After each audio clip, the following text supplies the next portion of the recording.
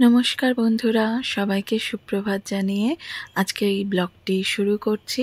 আমি একটি প্রত্যন্ত গ্রামে চলে এসেছি। আজকে একটি বিয়েবাড়ির ব্লগ করব। এই গ্রামে মূলত একটি বিয়ে বাড়ি আছে, যেখানে আগের দিন বিয়ে হয়েছিল। আজকে বউ ভাতের নিমন্ত্রণ আছে, তো আমি আর আমার ছেলে চলে গেছি বিয়ে বাড়িতে অ্যাটেন্ড করতে। তো আজকে মূলত বউ ভাত, বউ এবং বর আসবে, এখনও তারা এসে পৌঁছয়নি। তো এখানেই পাশে একটি মন্দির আছে, আর এটি হচ্ছে একটি ছোট্ট নদী। এখন জল কম বা জল নেই, জোয়ারের সময় প্রচুর জল ভরে থাকে। পাশে জঙ্গল আছে, আর এখানে পাশেই একটি মন্দির আছে। এই মন্দিরে মূলত যাদের যত নতুন বিয়ে হয়, প্রত্যেক দম্পতি এসে আগে মন্দিরে প্রণাম করে। তো এই মেঠো রাস্তা বা গাঁয়ের রাস্তা পেরিয়ে সবাই মিলে চলে যাব বিয়ে বাড়িতে।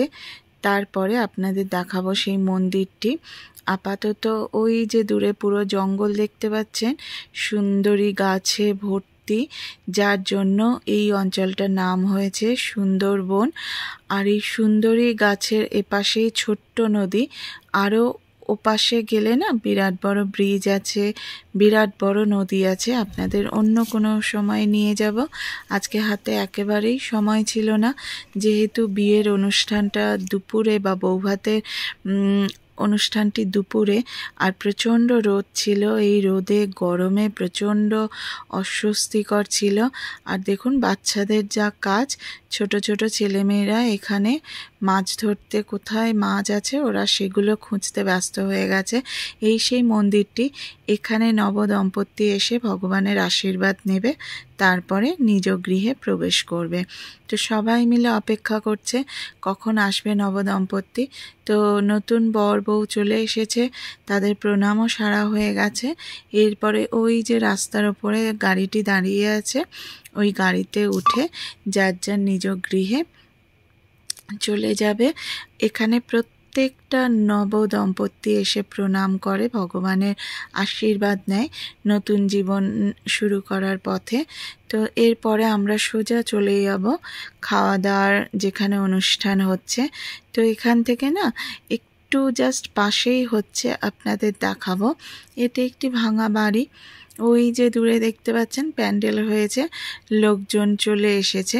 মোটামুটি খাওয়া দাওয়ার আয়োজন বেশ তাড়াতাড়ি সবাই মিলে করে দিয়েছিল। বিশেষ করে গ্রামের আশেপাশের যারা আছেন প্রচণ্ড হেল্পফুল, সাহায্য করেছিল। প্রত্যেকেই ভীষণভাবে সাহায্য করে এই কাজটি উদ্ধার করে দিয়েছে। তো আমাকে একটি বাচ্চা এসে নেই গোলাপ ফুলটি দিয়ে গেল, তো আমিও মাথায় লাগিয়ে নিলাম। নিয়ে চলুন আমার সঙ্গে, এবারে বিয়ে বাড়ি যাব আমরা। তো যেহেতু বর এবং বউয়ের বাড়ি খুবই কাছাকাছি, তাই টোটো করে সবাই যাওয়া আসা করছে। তো বরযাত্রী ধীরে ধীরে আসছে, কনে যাত্রী ধীরে ধীরে আসছে।